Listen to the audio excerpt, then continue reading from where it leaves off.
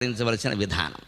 విశ్వామిత్రుడు ఎక్కడ దెబ్బతున్నాడో అక్కడ రాముడు విజయవంతం అయ్యాడు. ఇంకా విచిత్రం, రాముడికి శిష్యుడో భక్తుడో మరో ప్రాణమో తెలియదు. ఆంజనేయ స్వామి కూడా ఈ మూడింటిని జయించాడు. సరిగ్గా ఆయన సుందరకాండలో సముద్రాన్ని దాటుతూ ఉంటే 3 రకాల ఆటంకాలు వచ్చాయి. మైనాకుడు సాత్విక ఆటంకం, దాన్ని మర్యాదగానే తప్పించాడు. సాత్విక ఆటంకాన్ని సత్వగుణంతోనే ఎదుర్కోవాలి. సురస రజోపరమైన ఆటంకం, రజోగుణం పోటీ పడింది. ఇది 4 అడుగులు, 8 అడుగులు, ఇది 40 అడుగులు, అది 400 అడుగులు. కాసేపు అయిన తర్వాత స్వామివారికి చికాకు వచ్చింది. ఏమిటి ఒలింపిక్ గేమ్స్ అనుకున్నాడు ఆయన.